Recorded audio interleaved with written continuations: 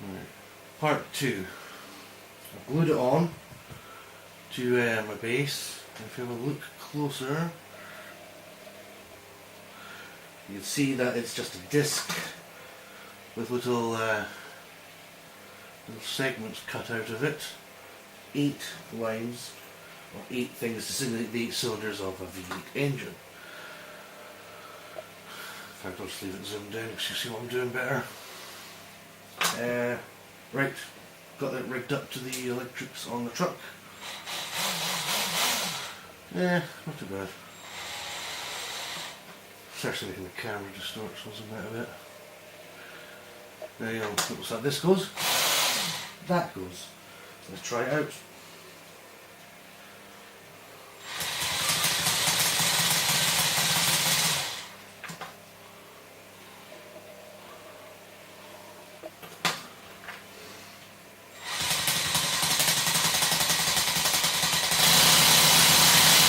Ooh, that's horrible.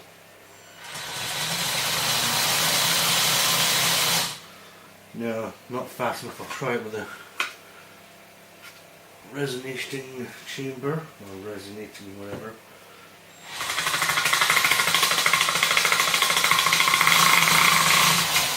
Ooh, that's horrible. And it is a bit big.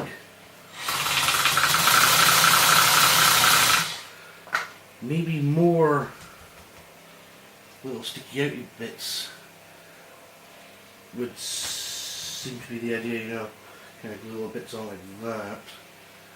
Catch my drift. What amount of that take if I can cut them out of time? Scissors.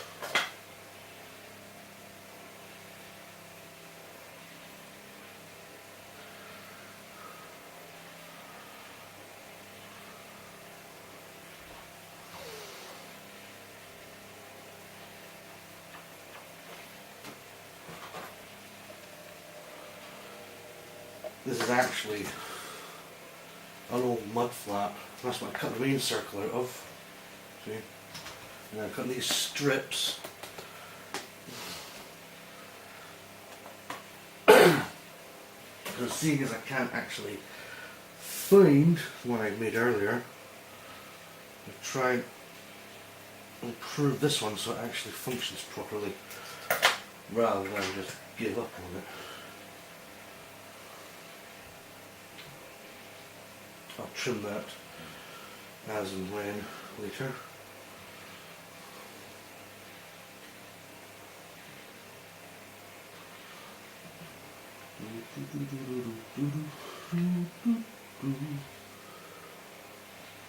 Well, I wish I could give time and date of this, but I cannot be bothered to get a calendar.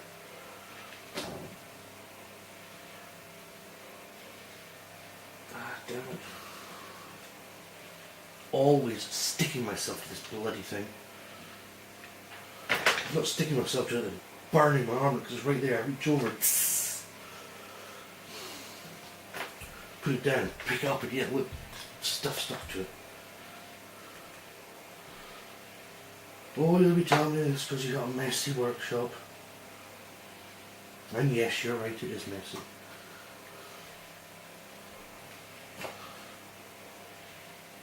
But what can one do?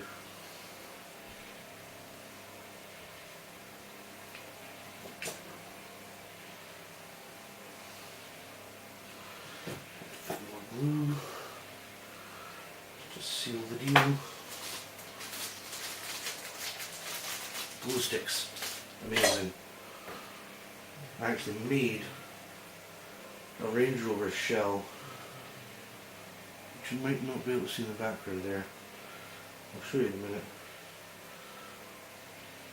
Using hot glue to glue it together. I also made an American style World War II truck about 1/14 scale.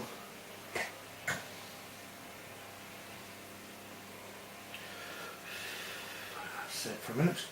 Don't touch it. I'm going to keep this running so I don't have to edit it. What I'll do is I shall show you the Range Rover shell. So Range Rover Classic. See? Made entirely by hand out of wood, and it's a sponge. I had to use certain wee bits from a Meccano to fit it, and yes, it is rather crude, but like I say, consistently inaccurate. I mean, you gotta admit that looks like a Range Rover. What I did to get the lines is I got pictures of a Range Rover on my phone, and then using some simple school gauges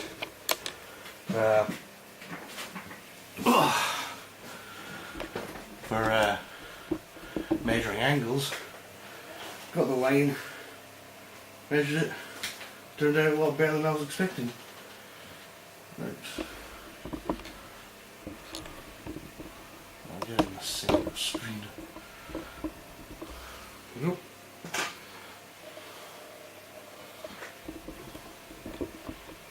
There we go.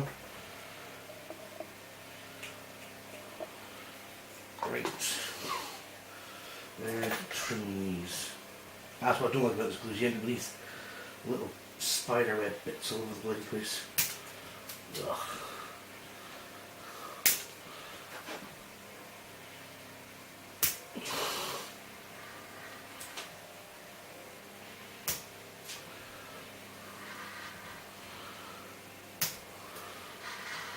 This will probably sound dire.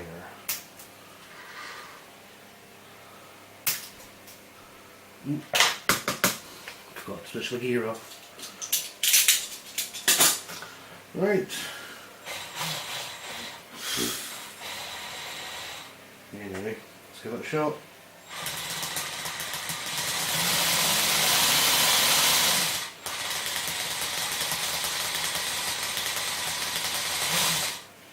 I don't know.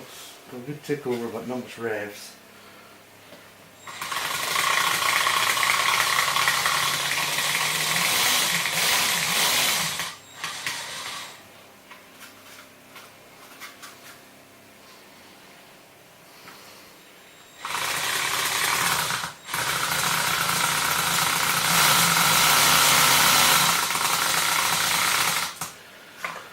Nope.